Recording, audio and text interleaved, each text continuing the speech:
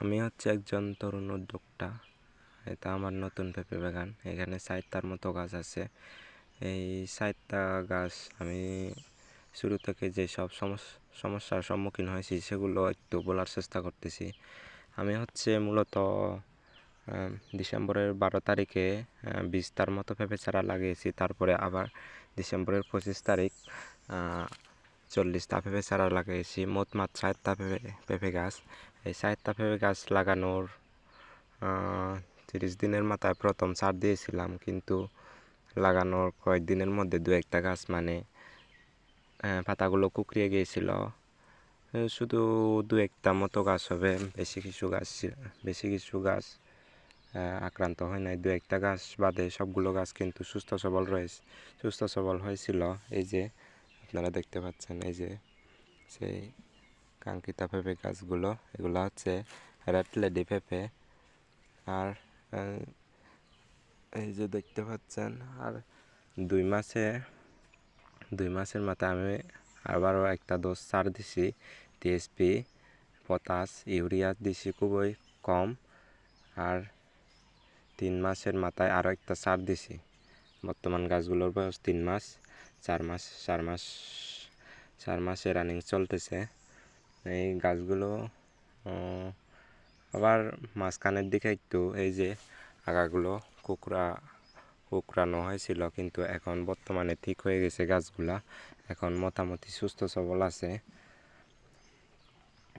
তো আপনারা যারা হচ্ছে পেঁপে চাষ করবেন, আপনারা তো হয়তো জমিতে করবেন।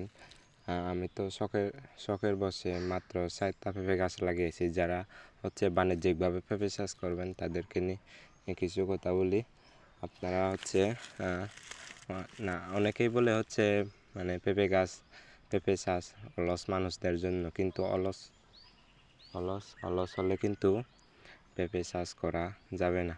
নিয়মিত জমিকে পর্যবেক্ষণ করতে হবে গাছগুলোর অবস্থা ঠিক আছে কি না।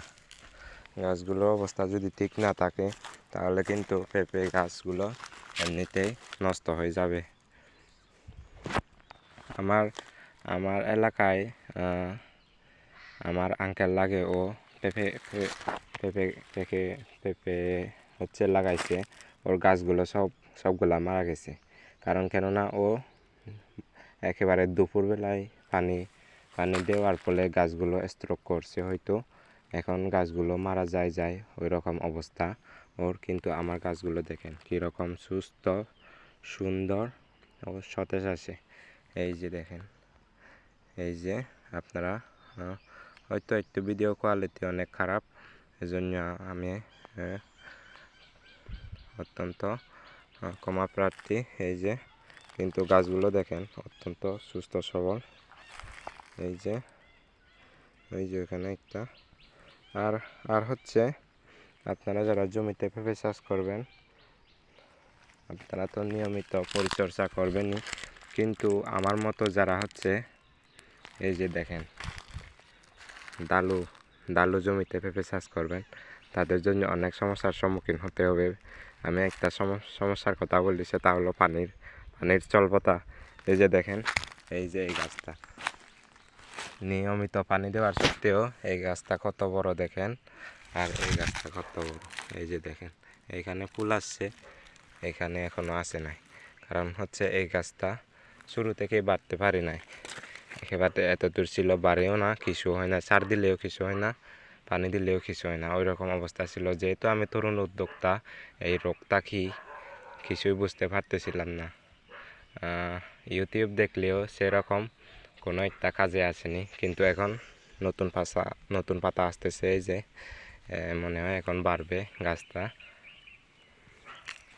তো আপনারা যারা হচ্ছে পেঁপে চাষ করবেন, এই যে পানি চাষ কিন্তু নিয়মিতই দিতে হবে। আমি কিন্তু মোটামুটি একদিন পর হচ্ছে পেঁপে গাছগুলোতে পানি দেওয়ার চেষ্টা করি মোটর দিয়ে। অনেক কষ্টকর হলেও কি আর করা, পানি তো দিতেই হবে। এই যে দেখেন গাছগুলোর অবস্থা অত্যন্ত দেখতে খুবই সুন্দর ও সতেজ। এই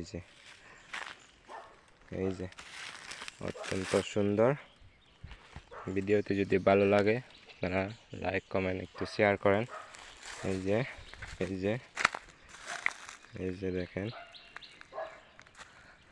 আপনাদের মতো আমার অনেক সমস্যার সম্মুখীন হতে হয়েছে, বিশেষ করে এই দালু জমিতে হচ্ছে পেঁপে চাষ করে।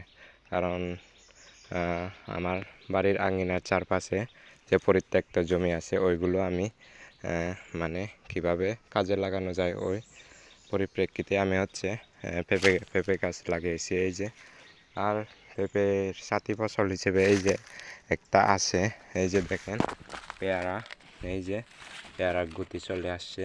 এই যে, আর মিষ্টি কুমড়াও আছে, মিষ্টি কুমড়ার গুটি আসতে শুরু করেছে। এই যে আমি আপনাদের দেখাই, এই যে পেয়ারার গুটি চলে আসছে। এই যে গুটিগুলো কত বড় বড় হয়েছে। অনেকেই বলতে পারেন যে এত ছোট গাছে পেয়ারা রাখলে গাছটা শেষ হয়ে যাবে, কিন্তু আমি হচ্ছে শখের বসে করা, এই জন্য সিঁড়ি নাই, চিড়তে অনেক কষ্ট লাগে।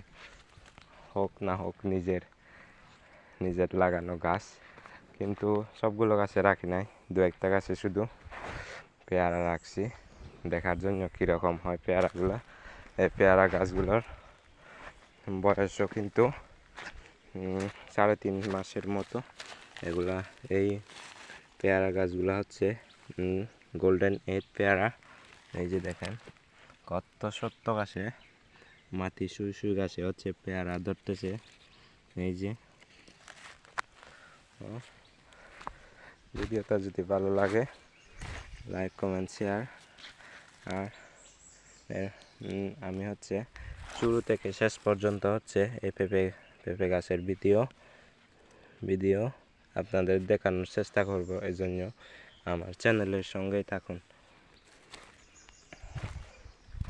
এই যে এখানে একটা আছে, পাহাড়ি অঞ্চলে কীরকম পেঁপে চাষ হয় এই আমার চ্যানেলে দেখতে পাবেন।